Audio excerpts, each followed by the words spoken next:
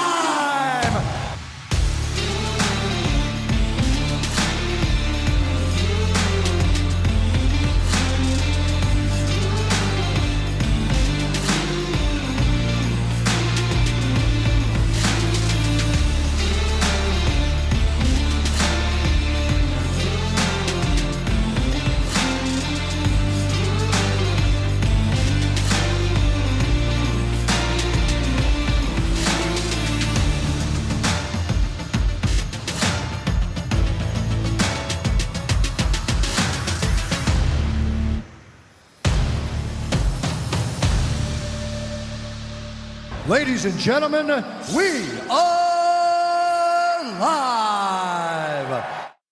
Gretchen Dill, welcome to the Steep Stuff Podcast. How's your day going? Very good. Very good. Thanks for having me. I'm so happy we got to have this conversation. You came in, Steven had reached out to me last week. Was it last week? I think it was last week when we met. He needed a favor and you popped in to do some recording for a project you're working on. And we got to talking and I was like, you should really come on my podcast. You have a really cool business. Yeah. Thanks for the interest in it. And it's really an honor to be on the show. That's super cool. Well, for those who might not know Gretchen, who is Gretchen and what is your business? Man, I'm all over the place, tongue-tied today. Gosh, and that's a deep question. It's a loaded question. Well, I'll start with talking a bit about the business. So MuttRuk is the name of the company. It's a play on words, mutt, M-U-T-T, R-U-K, kind of like rucksack. And about 5 years ago, a bit about myself, I love the outdoors. I love hiking. I was never a big camper until college, but just like anything outdoors, I love the outdoors. And so when I got my first dog in college, that just really pushed me outdoors to be able to like give him the exercise that he needed. And so I became more of an avid runner, hiker, basically because I loved it and my dogs loved it. And then so that led me to, in 2019, hiking and running with my dogs a lot, encountering needs that I just felt like gear didn't cater to specifically if you're going to be out on the trail with your dog. And so I had some brainstorms and I just kind of was like, you know what, I'm passionate about this, that I want to go for it. And so the company essentially launched on Kickstarter with a day pack, a 14-liter day pack, and kind of inspired a little bit of a mutt in itself, like the pack itself. It was inspired by like ultrarunning vests that you see storage up front. That was kind of like a very new state-of-the-art feature to see like chest storage on a backpack. And then bigger pockets that you would see like on backpacking backpacks. That's a lot of backwards. But you didn't really often see that on smaller packs. And so all those features really made it a lot more handy to be out on the trail with your dog. And so, yeah, that's where MuttRuk came from. And I've just kind of been riding the MuttRuk wave, having fun with it for the last 5 years. So, wow. So 5 years. So 2019, you started it? Yes. Okay. Yeah, it officially took to Kickstarter May of 2019. Super cool. Were you, I don't know, like I find myself as not just a creator, but also as an entrepreneur one of the things that drives me to want to grow, for instance, like this podcast is a great example, is one, passion, and two, I work the corporate life and I fucking hate it. Excuse my French. No. But like, did you find yourself like doing the corporate grind at all or anything like that? Did that help pivot you, or were you just freshly an entrepreneur and just looking for some creative outlet? Like what really spurred that? No, that's actually a great question, because it was a big pivot. So I was actually a graphic designer for 12 years. So 8 to 5, Monday through Friday, desk job. I loved it because it was creative, and it was honestly like a wonderful atmosphere, small company, family feel. But it kind of was dissolving at the same time because it was a small company. Our founder, president, was kind of reaching retirement, and it was like dissolving at the same time that these ideas were coming up to head. And so it really was just like a perfect opportunity for me to like put my nose to the grindstone and actually make something happen. And so I did both the 8 to 5 and developing MuttRuk for probably a year and a half of overlap. And then after the Kickstarter launch in May, the next year kind of like took it full time. Was that stressful taking that jump, like taking that leap, like, oh, we're doing this now? Or Yes, it was stressful in ways, but I think there was so many other stressful parts about starting the company that I had like, this was totally I have no idea what I'm doing. And so it was just like a day by day process of asking questions, saying, what do I do next? And so I think like that initial like year and a half was really where that grunt work was. And so by the time I was ready to take it full time, it was nerve wracking, but I had confidence in it by then. Yeah. Kind of. So yeah, not too bad by the time it actually was like, I'm doing this. It's interesting to me because I've met a lot of entrepreneurs, and I feel like the ones that I feel like do the best are the ones that like maybe like you kind of get your MBA by trial by fire, just kind of figuring it out. Like you don't have like the traditional or classic like MBA education where you have these guardrails and it's like, oh, because I have a traditional MBA education, and it's like, I don't know, there's these mental guardrails of what to do and what not to do. And I almost feel like if you just didn't have those, it would make you more creative and make you more open to things in a lot of ways, which I think is interesting. And, it gives you the ability to kind of like maybe think outside the box as well. Yeah. I think like so much of being an entrepreneur is problem solving. It's tough. It's fun, but tough. And so, yeah, I think like being able to think outside the box and not necessarily being told, oh, this is how you do that. It's more like questioning, how do I do that? And then figuring it out. Now, yours is interesting too, because you started with like a Kickstarter campaign. I feel like for each, is it true? Like, how did you do this? Like with each product, it would start with like the Kickstarter, or how does that work? Yeah. So I've kind of taken the approach. Honestly, a lot of it is just by inspiration of seeing what other people are doing, other companies are doing. Yeah, like there's this company Rex Specs. Yep. We have them. Oh yeah. Girls okay, have yeah. So they're actually relatively new, but just like their ingenuine, like their creativity really inspired me. And then at the same time, my dog actually has PANAS, so like he needs them, and they've just been a lifesaver. At the same time, I got connected with a girl on Insta, Wild River. She was like camping a lot with their dogs and was doing a Kickstarter. And so it just really kind of like, I was taking inspiration from those around me, and it just really helped the company take on a like no loan, no investor interest type of approach. I like that. So it's definitely more of like a homegrown, organic, small business, but I've liked it that way just because it's very personal. I'm like on the front end of pretty much everything. And so, by keeping the product launches on Kickstarter, I've really been able to just like grow it slowly without investors, and I just like that approach. Yeah, no, and I actually think putting my finance hat on, like I think it makes more sense as opposed to having a blanket website. Then you have to keep track of X units sold. And then you're like, oh, I have to go get to the warehouse and make sure this is fulfilled. It just like creates a lot more headache. Whereas I feel like if you sell X units ahead of time, then you could fulfill X, and it just makes it a little bit easier as opposed to, Yes. Plus the investment aspect of it too.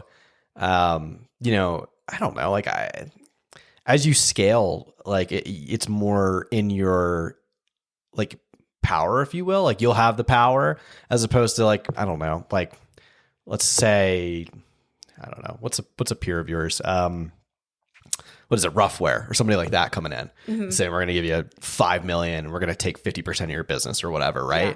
And it's like, do I really want to do that and then become a subsidiary of them? I don't want to do that. Like, I'd rather just grow my own business and have fun with it. Yeah. Yeah. I think it keeps it fun that way too. Yes. Yes. Yeah. I'm definitely like, I'm in it to, I have to have a job and make some profit, but I've been lucky in that, like, I really have had an approach of I'm keeping this my passion and keeping it fun. And from that, I just think it's been a really positive atmosphere and good thing for everyone involved. Yeah, it's super cool. Now, how many employees do you have? Is it just you and? So just me, but I do like outsource. Yeah. So I obviously work heavily with Steven. He does great video photography work for me. And shout out to Steven. Yeah, he's awesome. Yeah, shout out Explore with Media. And then I have like a team of manufacturers that I work with. And so that is like a huge team. So it's essentially like I'm connected with a company in Seattle that then has vetted relationships with a lot of manufacturing companies. And so that way I'm able to prototype and kind of just like put on my creative hat. And then that's where like the grindstone comes in terms of like, because I'm connected with these amazing manufacturing teams, like a lot of them actually do make like Osprey backpacks and Roughwear. So very high quality, vetted manufacturing teams that have big minimums for a small business. And so that's where Kickstarter comes in so that I can reach those minimums. Yeah, no, it's like I said, I think it's sustainable. I think that's a smart way to grow.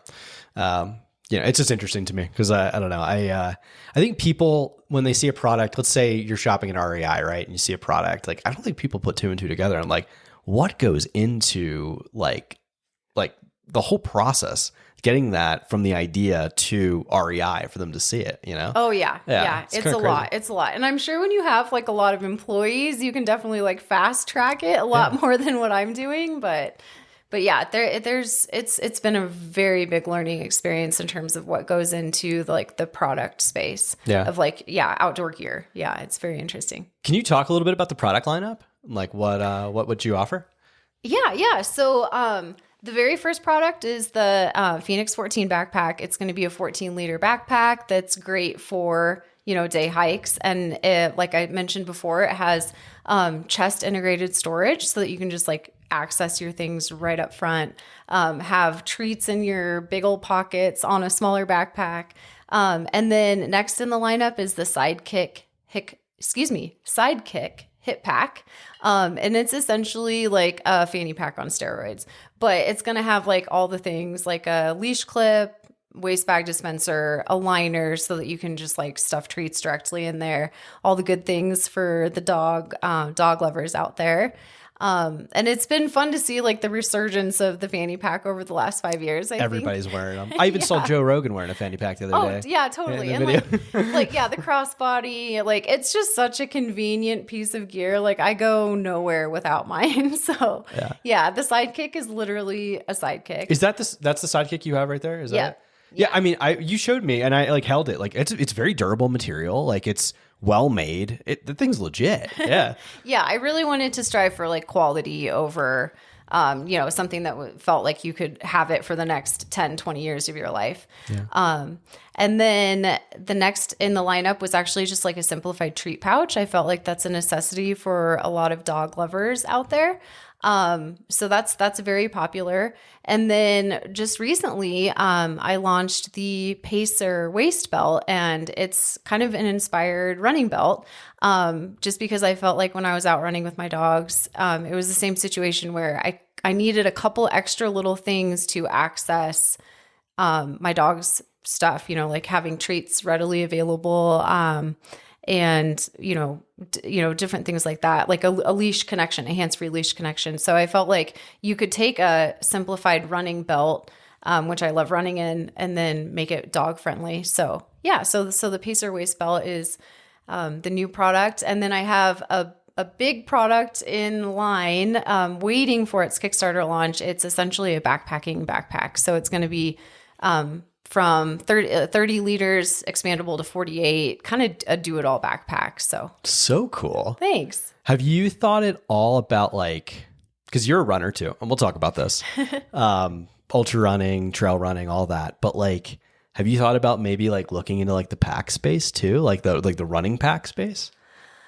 I haven't yet, just because I have such a singular focus on like wanting to keep MuttRuk in that niche of dog lovers, like adventure packs for dog lovers. So I have like other ideas in terms of like paddleboarding. Hopefully that doesn't or hopefully that's not just a fad, because I think there would be a really cool it's been around a while. Yeah, I feel like there could be a really like cool paddleboarding pack, just like all the adventures. And so in terms of like running vests, whenever I see a product that's like amazing already, I'm not necessarily as inspired. That's smart. Smart. Yeah. But when I see something lacking that's like not even in the sphere of gear, that's kind of where I'm like, hey, MuttRuk can step in for the dog lovers that don't have this product yet.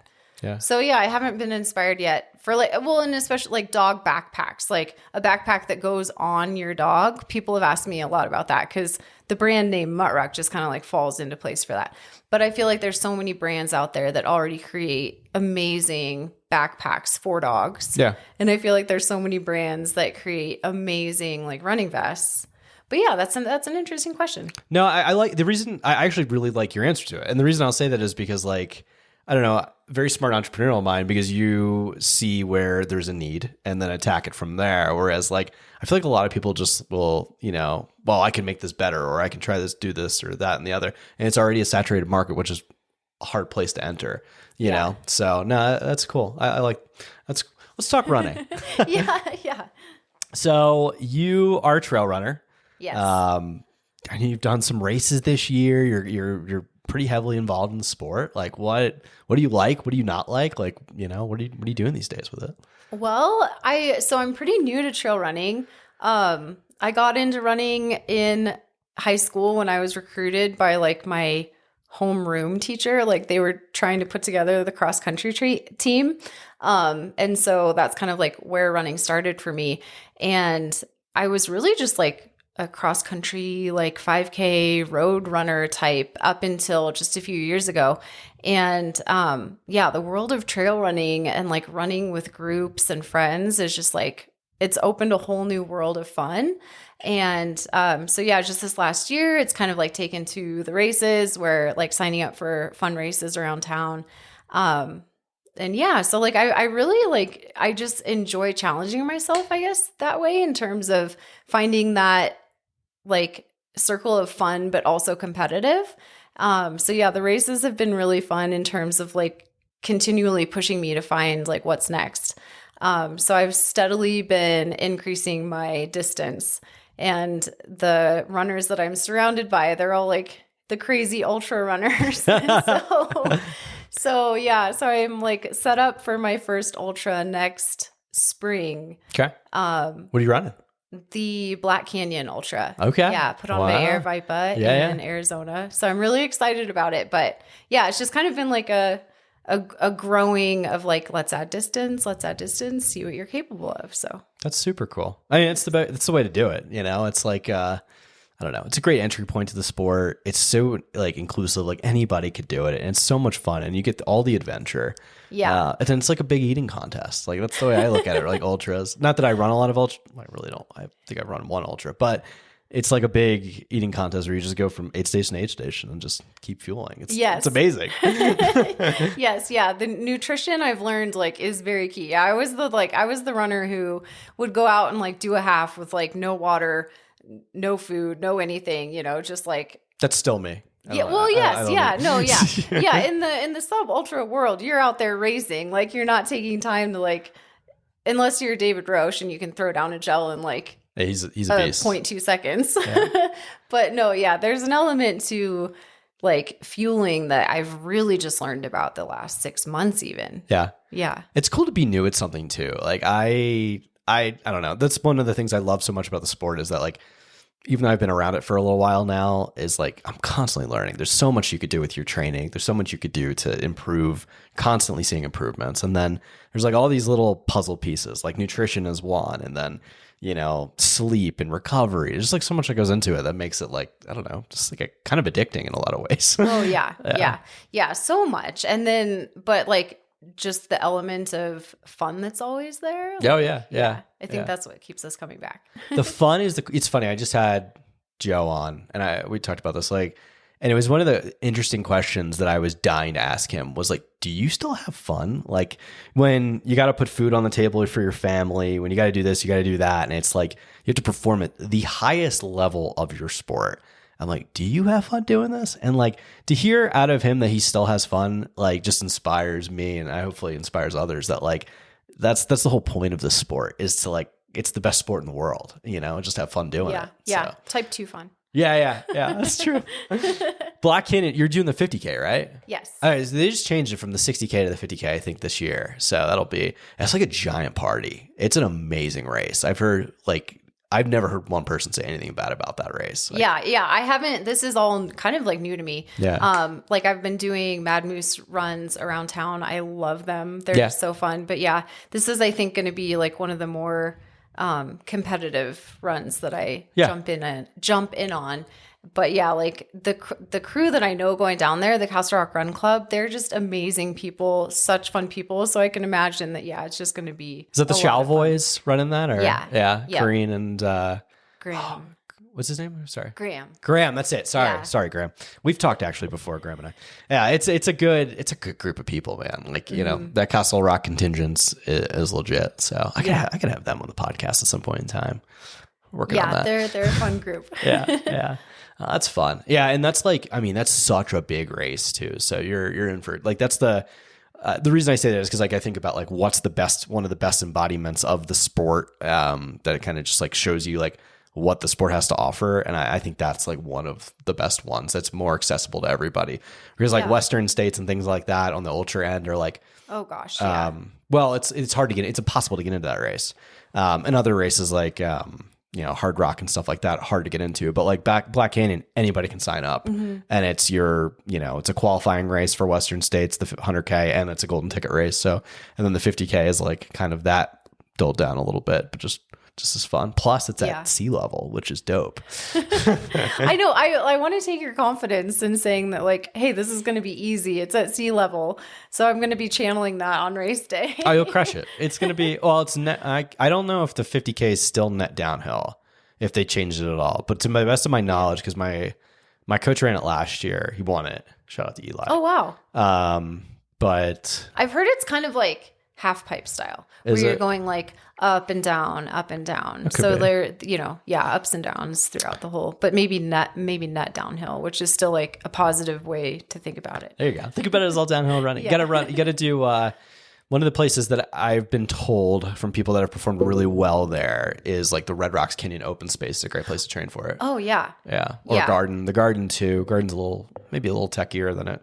Well, I've heard also that that course is like sneaky technical in sections. So yeah, we have some family in Arizona, and so we've gone down to run like the Santan Regional Park, and oh my gosh, yeah, they've got some like sharp shaly rocks that are gonna like come at you. Interesting. Yeah, I've never ran in Arizona. I'm thinking about reaching out to a friend to possibly go down there to pace for the 100K just to see what it's like. Oh yeah. Really fun trails. Like it's such a interesting experience, like running in the desert. You like just seeing cactus, like you're totally exposed. Like it's just a very like otherworldly feeling, like running through the desert. It's just super fun. Yeah, running among cactus is fun. The desert's crazy. Last year was wild because like, I know. Is the 50K on a Sunday this year again, or is I believe the 50K is on Saturday? So it's and on then Oh, The 100 is on Sunday. okay. So it's swapped. Okay. Because I think it was the inverse last year where it was the 100K You on might Saturday. be right. I'm not 100%. I don't know. I just remember there being snow last year. Oh yeah, crazy. Yeah. Yeah, like I think they actually had to delay it because of snow. Twice, I think. Yeah. And then it still warmed up quite a bit. So I'm like, yeah, it's going to be, you have to have a little bit of heat training under your belt. Oh yeah. Shout out to Jacob Scraba, good buddy of mine. He had a great performance last year, but he came on the podcast to tell me all about the just like how it mentally got to him and everybody like having to like get delayed twice. And it's like, do I take another gel now? Do I not? Like, what do I do? Do I eat breakfast again? Like, what is this? You know? So hopefully it's nice and toasty out there. Yeah. No, hopefully it's a nice like 50 degrees all day. You gotta suffer a little bit. No, yeah. Yeah, you don't sign up for an ultra not expecting to suffer. That's true. Are you competitive? I would say so. Yeah. I mean, like I'm competitive for fun. I don't take it too seriously. But when I'm out there like racing, I'm gonna push myself. Yeah. Like I'm one of those that like in cross country, you know, if I'm neck and neck with a runner, like I'm going to be sprinting to the finish. So yeah, I'm a bit competitive. Got the killer mentality. All right. Yes. Very cool. Yeah. It's interesting. A lot of people have sat in that chair that are very competitive people. And it's so interesting to me to like hear different takes on it. Some people are like very humble and like, oh no. But then they'll kill you to get in front of you in a race. And then other people are like, yeah, I can't even like I'm the type of person I can't let someone even pass me on a hike because like for instance, if the wife and I are just like on a leisurely hike, walk in, I'm like, Rose, we got to walk a little faster. Yeah. Like, this person cannot. Isn't happening. Yeah, what are we doing right faster now? Than these people. My brother is like that. My brother and his wife are like that. They are so competitive. Like he hates being passed. So even though he's like a very fast runner, he will kind of like set himself back in the pack. And then because he's more inspired having rabbits to chase than being a rabbit. That's fair. So that's fair. It takes a special mentality to sit in front of the race and pray to your God so no one catches you. Yeah, that's a tough spot to be. Yeah. I mean, that's the other fun part about races is like no matter where you're at in running, it challenges you and it's just like such an amazing accomplishment. Like the people coming in first and the people coming in last, like to me, they are equally inspiring. Like they're out there doing it. Oh yeah, man. Yeah. And like, I think the people, I mean, depends on the type of race, depends on the type of thing, like what you're doing. But like, you know, some of these ultras, it's always interesting to me that like, man, some of these people can go spend 24 to 48 hours on some of these races. And it's like, oh my gosh, like I could not stay out there that long. I don't have the chops to do that. Yeah, so. The mental fortitude for the long ones is like it's insane. Because I've crewed for the Leadville before, and just being on the crew is like exhausting. It's intense, right? It's like this is a long amount of time, and those runners are out there for that whole time. It's insane. So yeah, like I definitely have an appreciation for. As you call it, the sub ultra. Like those are fun races. I tell people like I like to hurt really bad for like an hour and a half tops. And then it's over. I can go have my coffee, have breakfast, chill, not that bad. Whereas like I'd rather that than like the dull pain, like, you know, and it depends. It depends on the type of race you're doing. But like the dull pain that lasts for like 10 miles, 15 miles, I have no interest in that, you know, because it's like you feel great for the first 10 to 15 miles and then you start to hurt. And it's like, oh no. Yeah. There's such a difference in terms of what to expect. Like, am I going to be like redlining or am I just going to be grinding? Yeah, that's true. It's true. We'll get you doing more sub ultra stuff. I'm going to recruit. Fortunately, La Sportiva, my sponsor we're sponsoring the Cirque series this year, all the Cirque races. So I'm going to be putting up the bat signal to try to get as many friends out there to do. And what Cirque are those series. races? So it's like so think of it as so there's the classic mountain classic distance, which is like 6 to 9 miles with usually like 2,000 to 3,000, sometimes 4,000 feet of vertical gain. Wow. And they're super fast. A lot of times it's up over a mountain and down. The ones in Utah are great. We have one in A Basin. Hopefully might get more in Colorado, but they're all over the country. They just put another one in Washington. Really fun. Yeah. Very cool. So highly recommend. Yeah. Very cool. Yeah, I did it sounds like it's maybe in line, but the Adidas Terex 10K at the GoPro games. Yep. Similar.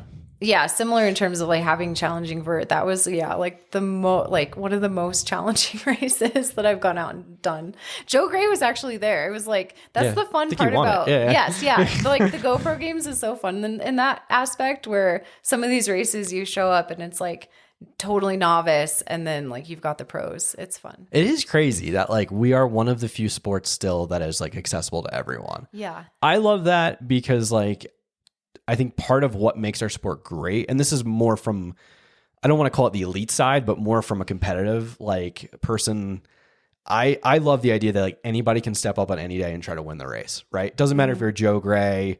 I mean, anybody can go give you a hard time, right? And it's more of I don't know. Whereas like there's a lot of sports like triathlon, for example. It's elite races only, right? And they break it up. And even like on the higher end of the sport, like your UTMBs and stuff like that, they have your fields of elites, which is fine. I think that's whatever. But like, I like to see, where other people can kind of stack up against these people and, maybe give someone a hard day or maybe even win the race, you know? Like UTMB this year, we had a guy, was it Simon Boulevard? I think that was his name. Like, yes, he's an elite runner, but he was not a sponsored athlete by any means and goes and just beats the pants off of everybody. Yeah, I think super cool. Recently, so the Chavois went down and actually David was part of it, the Javelina 100. Oh, yeah. And there was this young lady that like, I think it was literally her first ultra and she like finished in like either the top 10 or maybe even like in the top 3 podium. I think she podiumed. I can't remember her name, but I think you're right. Yeah. But this is the thing. This is why I don't want our sport to ever change, because if we do change to make it where it's like elites only versus like non, like that performance would have never happened. Right. And then this girl would never potentially be getting a sponsor, or that was probably a life-changing experience for her. Well, I think so much of running is just, it's about challenging yourself. Yeah. And so it's like, it's that accessibility to like anyone is allowed to go challenge themselves. Yeah. Yeah.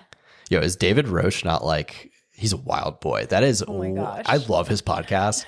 I got to get him on. I'm going to try to get him on at some point, but he is so interesting. Like, I love how he brings science to everything. Like he's like, I'm going to science the shit out of this. And he makes it work. And I'm like, wow.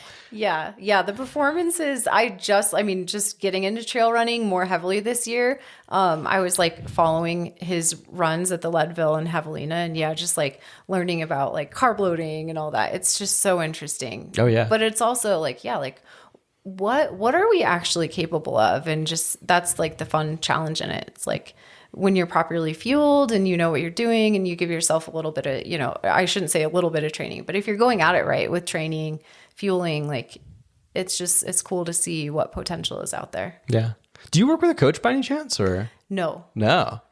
Okay. I like it. It's, it's different strokes for different folks, different things. Like I like don't recommend it for everybody because unless like you have a super rigid schedule to like do certain things, it can be tough. So yeah. Well, and I feel like I'm just getting more into the race scene this year. Like I'm not, like you were saying, there's like a different edge of competitiveness to everyone. Yeah. And so like when I'm out there, like on race day, I love to be competitive, but like, I feel like I'm not good enough to be like out there winning things.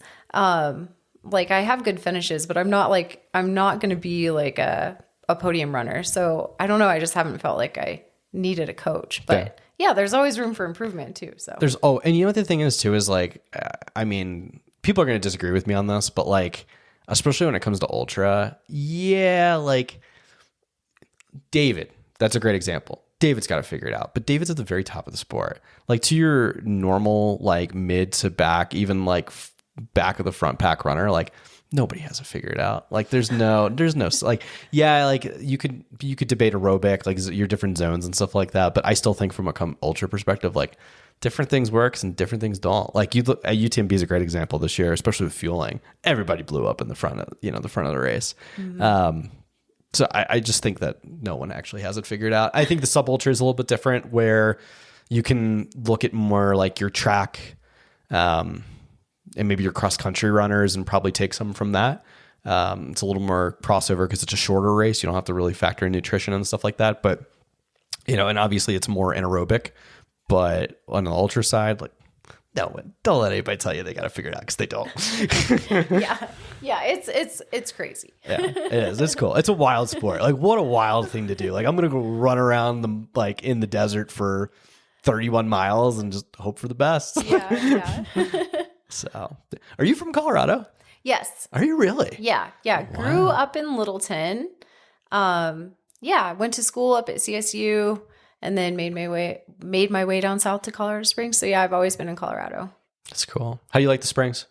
I love it. I just love the terrain here. Like there's so much more, like it's just like that mountainous terrain, pine trees, trails. Fort Collins is like such a cute, fun town, but I love the Springs for its terrain. Yeah, it's definitely, it's growing on us. Like when we moved here 4 or 5 years ago, and the idea was always, well, let's, we were hesitant to buy. We weren't really sure. We considered Durango and like places like that. And then, I don't know, like it just really grew on me and Rose. Like we decided pretty recently to like stay here for at least a while. Yeah. And I'm very happy with that. The open space that all of Colorado has. It's so crazy to me when you like look at a map and see like the national parks and open space and national forest in particular that like the West has. It's just like, it's such a treasure. Yeah. And so like to have Colorado Springs like right next to Pike National Forest and so many like trails and open space, like that's such an important part of life that the Springs is awesome that it offers that. It's unique. And it's the crazy thing is like, I feel like I just had a podcast, I think it was Emily Short I was talking to, because we were joking around about, sometimes I'll tell people I'm from I live in the Springs, and they're like, they don't really get it. Like, I don't know, maybe the Springs is like a stigma to it or something, but like, dude, I think a baby Denver or what? I don't know. But like, I don't think people realize like we have some of the best, I shouldn't say this on a podcast, but like we have some of the best access here. Like if you want to like be outdoors, like for a metropolitan area. Yeah. Oh, dude, this place blows it out of the water. Mm-hmm. Hopefully that didn't just raise housing prices in Colorado Springs for saying that, but I don't know. It's. I think there's been such a movement of people coming to Colorado or leaving Colorado. Yeah, like one podcast isn't going to make the home prices rate go up. Hopefully not. Stay away. Yeah, right. No, it's crazy. But yeah, we have so much good access here. Do you ever think maybe like the Ascent or the marathon, like Pikes Peak, would be something you'd be interested in? Yes, I think so. I actually was starting to follow the Ascent and the marathon this year. I think I want to go for the Ascent. I want to try for that. I think the marathon, I'm going to see how I do in Arizona to see like, okay, how did 31 feel? Yeah. Cause the longest trail that I've done was the Crested Butte 35K. Okay. So, just a few miles shy of 26, but I think jumping in like the Pikes Peak Marathon for your first trail marathon, that'd be like, whoa. So, it's a hard race. Yeah. But the Ascent just seems like so fun and challenging. And, but yeah, that whole series just seems very cool. It is neat. Yeah. It's unique. It's growing on me. One of these years, I think I'm going to do it. I've been like hesitant, like, oh, if I mess up in a big way, it's kind of intimidating. So yeah, I don't know, but it is such an iconic race. I don't know. I ask everybody about it because we covered it this year with the podcast and did a lot with it. And I don't know, it's just like something, it's very, I think we could do more in the community to get more people out there cheering people on and like doing more with it. I think that because, now the Golden Trail series isn't with it, like, I don't know. I think it's going to be like one of the next projects is like, how do we deploy more of the community to like get behind this race? Oh, and totally. Make it bigger than it should. Yeah. Yeah. It could be a big thing. Yeah. Yeah. I actually was like seeing like some of the vendors that were like part of the event. And I was like, oh, hey, MuttRuk should be there. Absolutely. Oh yeah. Especially with all the dog people. Oh my God. Yeah. That's the other fun part about Colorado Springs. We're very dog friendly. We are so dog friendly. Yeah. Yeah. Yeah. My dog's, it was crazy. I was in, I went to race one of the Cirque Series races this summer. And I get why they did it, but I think it was in Little and Big Cottonwood Canyon. And I didn't realize they don't allow dogs in Utah in Little and Big Cottonwood Canyon because it's a drainage for their water for Salt Lake.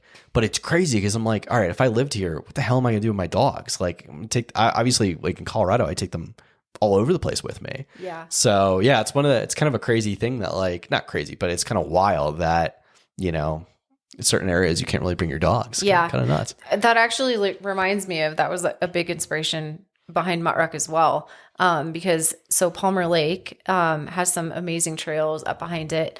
But they actually closed off entirely to dogs. I think they've been closed off to dogs. It's been a while. It's been a while now. But a lot of that was because people were leaving waste behind, different things like that. So I was like, there's got to be like better solutions that make it easier to pack out, like, and be a good trail steward when you have your dog with you. Because to have that trail shut down, I was using it heavily with my dogs. And so I may or may not have gotten yelled at on that trail with my dogs. But I mean, I feel like 10, 20 years ago, it was like easier to like be naive about what was appropriate. But now there's so many people coming to Colorado that you'll have, you know, instead of like 2 or 3 people out with their dogs, you'll have like 50. And so it becomes more of an issue if those 50 people are leaving their dog's waste behind. Yeah. But yeah, so that was kind of a big inspiration when I had like a favorite trail in our backyard shut down, like saying no more dogs. It was like, oh, what?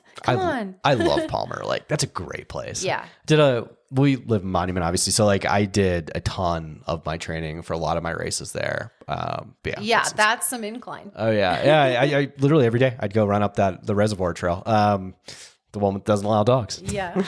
Chalk was cool too. Chalk was dope. There's a lot. Herman's fun. But yeah, some good spots back there. Mm-hmm. Yeah, Palmer Lake's cool. It's interesting that was what, kind of brought that on for some of the stuff. Can you talk about, because one of the things I really liked was, and I got turned on to MuttRuk from some of the photos of Sean.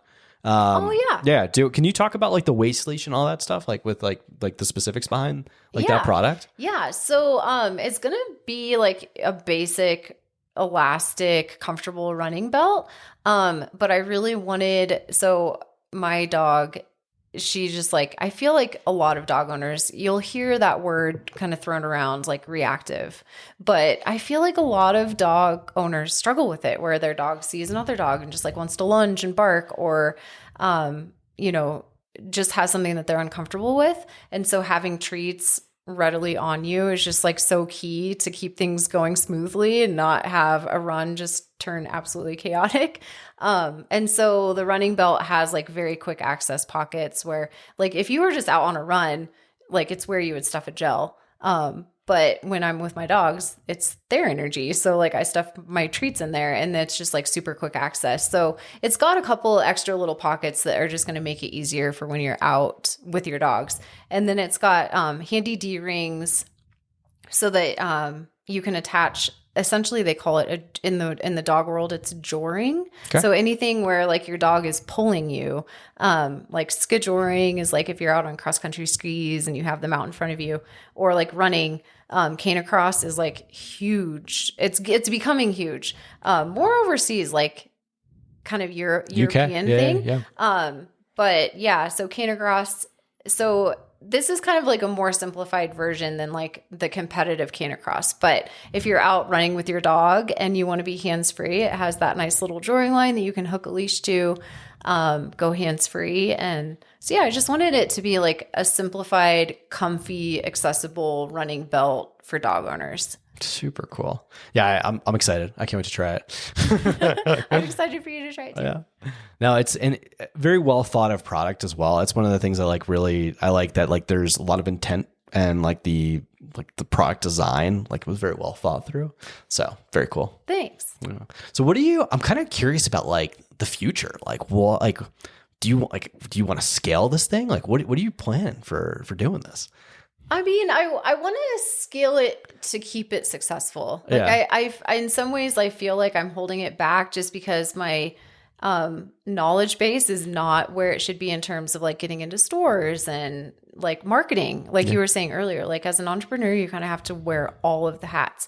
And so in that regard, like I think the gear is just absolutely amazing and has the quality to like be in REI, be in Shields. But it's just kind of like, how do I do that? Yeah. And so, but yeah, like I think that's kind of that's my next hurdle. That's my next challenge of just like, how do I scale this to get into stores? Because I think the gear is something that people should have. I love it. So yeah. I love it. We got to get you in touch with a buyer then. I guess that's how it would work. I have no idea. No, yes, I'm just throwing ideas out there. Like, yeah, you get out. I think like there's like outdoor retailer is a big show that you can go to. There's like trade shows that you can go to meet buyers. But I feel like I've kind of put myself in this weird niche where it's like, hey, this gear doesn't exist. Yeah. So I'm going to make it. But I'm now almost in this niche of like, okay, I could be in a local pet store, but I could also be in Shields. Or yeah, big time. But so in terms of like, okay, do I go to Super Zoo in Florida for the pets, or do I go to outdoor retailer for my outdoor gear? So that's kind of where like I've hit this conundrum of like a niche that carries into two spaces of outdoor gear. But in the meantime, it's like, it's been a profitable business and like just slowly organically growing. And so, and yeah, I don't have enough motivation to like change it just yet. Yeah. But I have people tell me I need to go on Shark Tank and I'm like, Man, then you got to sell to one of those people. And it's like, it's cool. But like, I mean, I think you don't have to sell to them, but like, it's good marketing too if you could get on. Because I mean, and I feel like the business is unique enough, and like that would be a cool thing. Like I feel like that they might like eat that up, like pun intended, Shark Tank. Yeah. Yeah. So one of the things we did talk about before was like the marketing hat. Like that's gonna be, because I feel like for the business, like yes, you make a really interesting product. It's very cool, very durable. But the marketing has got to be really hard, because I feel like you're competing with all of these like somewhat pure brands that have like an Instagram team just to do that, right? What has that been like, trying to learn like, oh, I got to make this real, I got to do this? Because I mean, I could tell you for the podcast, like I'm like asking Steven all the time. I'm like taking pointers from other people because I hate Instagram and I hate having to post about it, you know? Honestly, taking pointers from other people, I would say, is like key. I think that's been my approach. It's funny because when I was a graphic designer, I had my LinkedIn profile, and I didn't go to school for social media at all. But like people kept endorsing me as like social media expert. And I'm like, no, I'm not. Like I didn't go to school for this. But I guess like in today's day, you kind of have to do it. Yeah. But so looking at what others are doing to be successful, and just kind of like, oh, hey, this person did that really cool giveaway. Like you guys have a really fun giveaway going on right now. You do. Yeah. That it helps increase exposure. So yeah, I think just like trying to mimic what other successful people are doing is a huge help. And just talking to people about, hey, what do you find successful? YouTube videos from influencers about like, hey, this is what the algorithm is doing now. Like, this is what you should be doing. And honestly, just like, it's hard, but just posting content, it's kind of like the more you post content, the more the algorithm sees you as active. Yeah. And so it's just kind of like, you want to put out good content, of course.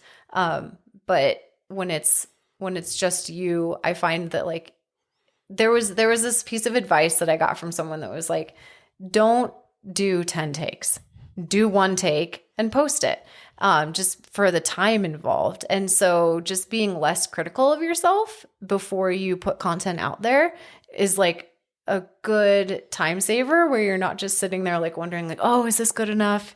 Is this going to do what I want it to? Just like having the confidence, like, hey, I'm putting out content. It's going to resonate with someone. Yeah. So I like that. It's funny because like the contrarian in me is like always like, oh, I hate reels. I just want to post a photo. And then I have like other friends reach out to me. They're like, dude, you know, like if you really want to like grow your following, like you should, you know, like post some reels. like, I don't want to grow my following. I don't care. But like for the podcast, it's different. Like for podcasts, I want to grow. But like for my own Instagram, like my athlete Instagram, like, I don't care. Like, everybody's different. The podcast is like such a cool thing. And I think that, so for the reels, that's where like I'm realizing, okay, don't make it overly complicated. Yeah. Like if you had a fun video that you were going to share with your family because you thought it was funny, like share that as a reel. Like people want to see the real you. Yeah. The real you. Oh, authenticity. You hit on, I was going to say this earlier too. Authenticity is just like so key. Especially for like MuttRuk and stuff like that. Like, I don't know. There's like, cause you have so many users of the product. Like, I don't know. I think that it's cool to see, have people, you could even do like videos of people using that stuff and all. I don't know. It's kind of cool. Yeah. It's surreal. There's a lot you can do with it. I don't know. Whereas like a podcast, I'm like, all right, here's a video of a person talking. I hope you resonate with it. Although the one that Steven did with Joe was absolutely mind-blowingly cool. That was of none of my like creativity. That was 100% Steven. You should start sharing content of you and Rose and your adorable dogs. Yeah. Rose does that often. And I'm always like, because she's always tagging me and stuff. And I was like, don't tag me in this. Like, I like to be, I don't know. I'm funny. I'm very funny about like my personal Instagram. Like I'm like, it has to be, because I'm here comes the psychological aspect, like very performance based with a lot of stuff I do. Like it really matters to me. So like, I feel like if it's not something like revolving training or like something that I'm doing with this, I have to like, what I'm trying to say is like, I need to be more relaxed. We'll care a little bit less. Whereas like before I'm like much more results oriented and stuff like that. So yeah. I think a lot of people are that way where it's like, if it's not perfect or if you're afraid it's not going to perform the way you want it to, we just don't put it out there. Yeah. And I think, social media kind of teaches you to just, people want to see the real you, the authentic you. That's true. I also think like, it's funny. I think my life is somewhat boring. But when I start to think about like the way other people live their, like for instance, like this is no shade to like some colleagues I work with in accounting and finance, but it's like a lot of people just, like I said, no shade. A lot of people don't have like the hobbies that I have outside of work. Right. And then I think about it. I'm like, oh man, I'm going for like a run on a mountain in the middle of a day and like bumping into bears and moose and stuff. That's not boring. I'm like, I guess this isn't so boring, but like the way I view it is like, no, I'm just doing a training run. And like, this is just checking a box for training to like put in that metaphorical bucket for a better performance, right? And then like, sometimes you have to unpack that and you're like, oh no, this is actually like really fun. Yeah, no, like, so we live in such a beautiful place that I think like I look out at, like I was looking at Pikes Peak today and I'm like, oh my gosh, that never gets old. Yeah. But like when you look out in your backyard or your local trails might start to feel old to you, or like you start to take them for granted. But I think when you see someone like share content that is like, oh wow, there's this beautiful rushing river, and then it's like, oh my gosh, this is all in my backyard, and just realizing that like that never gets old for viewers, like the beauty that we have around us. And same with like the content of just like trail running, mountain running, dogs, like those are some fun things to be able to make content about. Like you were saying, like there's people out there in finance or insurance, and it's like, oh man, what are you going to make a reel about? But I think we're lucky to live in such a beautiful place and have such unlimited fun hobbies. Yeah, unlimited ability. Like even yesterday, like me and Steven and another friend were on the incline, and I was just like for once I actually like looked around, like took it in, and I was like, damn, what a beautiful place to live. Like, this is crazy. Yeah. And there's people out there that like don't have that as their backyard. And so just trying to remember, like, this is something to not take for granted. And it is interesting. It's definitely not boring. Definitely not boring. Definitely not. So one of the things I was thinking about, like, do you do, I wouldn't say activations, but like in the community and stuff like that, are you planning on doing more stuff with like, not just races, but like community events and stuff like that to get more, like local dog people involved, or like how to like turn people's heads on that? I'm just curious. Yeah. I've always in the back of my head wanted to rally like a little local 5K, just like a like more dog friendly events. Like, but I that's kind of one of those things where it's like, I have no idea where to even start. Yeah. There was this company on Instagram called Dogs Who Jog. They had the coolest logo. I don't know where they are anymore, but I'm like, I want your sticker. Can you make more stickers? Like, they had the coolest Dogs Who Jog sticker with like the dogs and sunglasses and everything. But they like put on a virtual event, and it like supported local rescues and different things. That's so and it was cool. just virtual. Yeah. But they like sent out bibs to everyone, like mailed out like the bib and finisher medal. I just thought it was so inspirational. And so, yeah, just like that would be like a bucket list goal of mine, to put on some sort of like running event with dogs that supported the Humane Society. It's the reason I ask is because I've been thinking about different ways to like with the podcast, right? Like, how can I get involved with the community? And like, I'm like, like, dude, there's this coffee shop, for instance, in Manitou that I love. It's called The Loft. Shout out to The Loft if you guys haven't been there yet. It's dope. Have to check it out. Oh, if you haven't been there before? No. All right, so here's my pitch. This is like, I'm going to pitch a lot of brands on this. Is like, I want to do a group run, like just a group run, nothing crazy, nothing fancy. Have some local businesses there to like kind of share their stuff, and but like go do, because it's the steep stuff. Go do like a run up the incline or something, and like have a group of people, and we all just go out and run up a steep trail or do something like that, and then hang out with coffee, and they make really good homemade donuts and stuff. Like their croissants and donuts are phenomenal. Just hang out after and like shoot the shit and network and get more people involved. So that was something I've been thinking about, is like doing more like community based stuff, like activations with getting more people involved. And I was like, oh, totally. That'd be dope, right? Totally. Because I was actually just a couple months ago thinking similarly, in that even though I might not know the legalities of putting like an actual race together, just getting a group together. Yeah. Like, hey, let's all go do this. Because the race is complicated with like permitting and insurance. Because I've looked into this as well. Yeah. And like, I think that's going to be, this is down the pipe, like maybe 2 years probably. But like we're going to do a race. Not here, but like a proper mountain race. Yeah. Dude, it's complicated. Oh my gosh. Oh, I can imagine the insurance that goes into it. The timing match is so expensive. Like, I mean, I did like literally like a full research, like, and then like, if we're going to do it, we got to do it big. So we got to have a live stream, like there's go big or go home. So, but like just even doing the 5K, like the permitting thing, I talked to Colorado Springs recently about the permitting, just to see like, all right, like anything with, what did they say to me? I think it's like anything with, what is that, like a tent or like any outside stuff? Yeah. Immediately needs a permit. And it's like you have to pay X and Y for the permitting. And then it's like, all right, if it goes up to a certain amount of people, then it's just like very complicated. Yeah. Yeah. So yeah, I would just organize your own one without any, without like any, your own thing. Yeah. Like go find a small town that doesn't have all the legality of it. Right. Or Palmer Lake probably doesn't give it. They probably don't care at all. No, yeah, we have some family that like lives out in St. Francis, Kansas. It's like a Kansas town of like 1,200 people, and they like put on their little like 5K that was like 20 people that showed up, and it's like, see, yeah, I can do this. Yeah. Oh, I love that. Yeah. Those are the best events, when you just have like fun, 20 people and they're just out there doing. Yeah, that's the thing. Like you'll notice, especially because you did Mad Moose events, and that's a little more grassrootsy. Yeah, when you see the Arabipa event like Black Canyon, that is like might be the biggest event in our sport right now. Like it's huge. So it's cool to see the dichotomy of like these little grassroots or the smaller grassroots events versus like this giant thing. Yeah. So yeah, I don't know. There's a place in sport for everything though. It's kind of cool. Yeah. So, all right, we just talked for an hour. Oh wow. So. There'll be some editing. Yeah, I can chat. I especially I just had a second cup of coffee. Like you get me going, and I can talk for hours.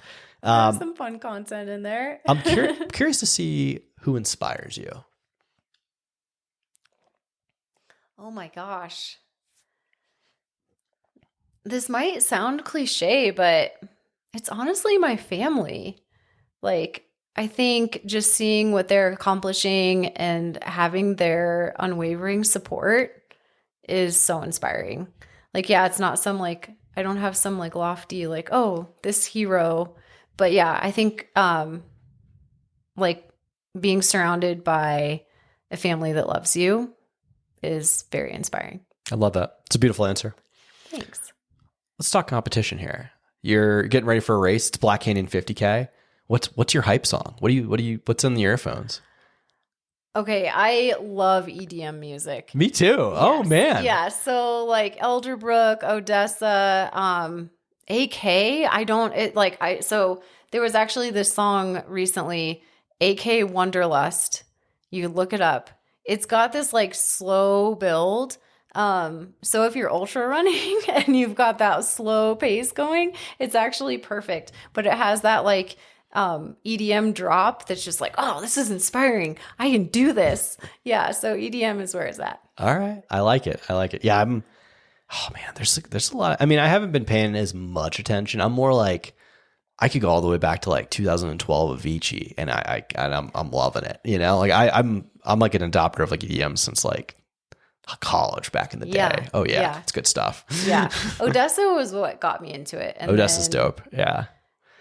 Yeah, I'm trying to think of like You ever listen Rufus Du Sol. Yeah. Like, oh yeah, that's another really good one. Rufus Du Sol Alive. Watch the music video. It's just very cinematic, but it's like, oh, I want to go run. This is amazing. It's crazy how like the good, like if you get it like a really good, like sometimes if I'm like doing a speed work on the treadmill or something like that, I'll like pop on, there's a lot of, especially during COVID, they did a lot of these like park and drive or park and rave, I think is what it's called. There's a lot of really good like EDM shows for like 2 hours. And it's like great audio quality on YouTube and they have like no ads. So I could just sit there and just like, I could, you can hammer out your paces that you need to hit or your heart rate zones. Yeah. And like, yeah, you could just jam to it. I'm like, oh, this is amazing. So yeah, it's good stuff. All right. I'm trying to think of what other questions I'm curious to see. Are you a Bigfoot believer? You should see your face. It's actually pretty funny. I know. I was like, I had to think about it for a second. No. Is there a reason why? I'm just kind of curious. Because all the videos out there that are like, oh my gosh, we saw a Bigfoot. It's just a guy in a gunny suit. It usually is. I had Darren Thomas on the podcast, phenomenal athlete. And he was telling me he used to work for Pikes Peak. I guess it was park rangers or whatever, like up on Pikes Peak. And there would be there's a ranger that every year dresses up like Bigfoot and runs across the road, like to some like tourist family. And like, so just to keep like the ideal of it alive. And I'm like, yes. There's this house on Highway 83 that if you're a newbie, it's like a Bigfoot, like life-size sculpture that's set far enough back in the trees that when you first get a glimpse of it, it's like, what the heck? Yeah, I know exactly what you're talking about. Yeah, I mean, once you drive by it multiple times, it's like, oh, that's that statue. But for newbies that just drive by it for the first time, it's like, it's perfectly placed in the forest. I know exactly. That's so funny. Yeah, there's a lot of good ones. I don't know. I'm not, it's a bummer for me because at Colorado, I don't think he's around or was or is, but like, I don't know. Part of me wants to believe like at some point in time he was running around, I would be too scared to go out if I believed in him. So. Oh, okay. That's fair. Yeah, it would be. Are you like when you're on a trail run, are you like constantly looking out for animals? Are you like nervous about animals? So there's been a few places like up on Mount Herman where I was running by myself that I was like, okay. Yeah, I don't recommend that. Yeah, I just had this weird vibe where I was like, I feel like I'm mountain lion meat right now. Okay. And I don't know what was giving me a weird vibe, but I have not since gone there alone. Just because I felt like every single rock corner I was looking for a mountain lion. But trails that I'm familiar with, I get really comfortable and feel fine. I've seen a lot of kitty tracks up there. There's got to be a lot of mountain lions. Oh yeah, especially in winter, like big tracks. Yeah, I haven't been up there in a while. I don't know. There's some weird shit on Mount Herman Road. There's some weird stuff on Mount Herman Road. Let's just say that. Go there with your group of 10 friends. Yes, I agree. If you're gonna go up there, go with a group of. Last year there was like someone drove a Cadillac off the cliff. Oh wow. Oh yeah, and it was like crashed into the trees. I'm like, how did you do that? Like, I don't know. Yeah. It took them a while to get it out. Yeah, it's a cool area, but it definitely has become a go with a group. Yeah, be careful. But being like being a smaller person, I definitely felt like I was mountain lion meat on that day. But for sure. Yeah. For sure. Yeah, it's crazy to think like I think we do have a lot more kitties than people think like on the Front Range in this area. Like, yeah. We have friends, we used to cat sit for a group of people in the Springs, or no, I'm sorry, in Palmer Lake, and they're like house backed right up to the like one of the like open areas, like literally right up on the ridge. And they would tell me that like a mountain lion would come down, and like they had a little cat, and it would like paw at the sliding glass door to like get to the cat. Yeah. Oh my gosh. Yeah. Yeah. We have some friends that live in the Roxborough area. Okay. And they frequently have kitty activity on their outdoor like Ring camera. Yeah. Yeah. Yeah. I've only seen one from a car. I can't say I've ever bumped into one. A bear I bumped into, though, I tell this story on the podcast all the time because it's hilarious. EDM music full. I got my music because like if I'm running, like I usually, it depends on what's going on, but sometimes I'll put in earphones if I got to get like an easy hour done or a hard hour, whatever. And it's like a lunch break at work, and I'm like, all right, I don't have much time. I got to like get this done. And I'm like running up on this ridge in Palmer Lake, and I bumped like literally closer to me to this thing. I like ran into a bear. Like he had his back turned as I get up on this ridge, and he looked at me, and I looked at him, and he like ran away. And I was like, oh my God, this thing could have totally destroyed me. So yeah, thankfully the black bears here, they can get big, but the black bears here are very timid. It's funny, in Palmer Lake is where I've seen all the bears I've seen in Colorado. Actually, 3 of the 3 were last summer in Colorado, which is funny.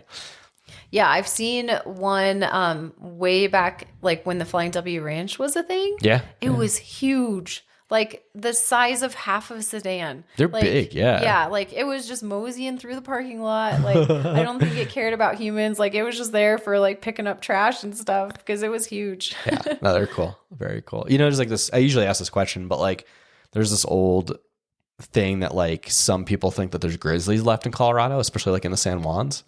There's a great book written on it called Ghost Grizzlies. And like, I'm a total believer. Leaves me like no doubt sometimes that there's like still not here, but like in the San Juan, certain areas of the San Juans. Down south. Yeah, because it's such a vast, big area. Yeah. Pretty wild. Yeah.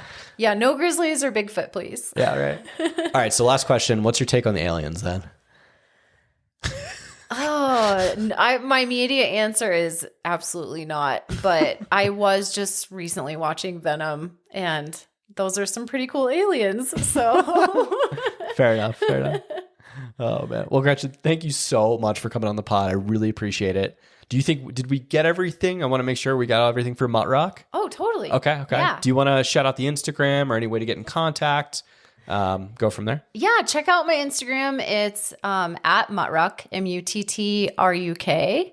And you can reach out to me directly there if you ever have any questions. I'm most active on Instagram.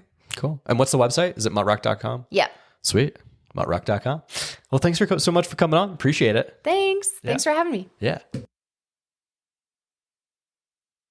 What'd you guys think? Really want to thank Gretchen so much for coming on the podcast. What a fun episode. Just really enlightening and just a super informative one. I've always wanted to know like how to scale a business or how to start something in that realm. And I think this gave a lot of people who might be interested in it, maybe some, something to go off of. So I definitely think that there's a lot of value in an episode like this. And like I said, really want to thank Gretchen for coming on, so much for coming on. And this was a fun one.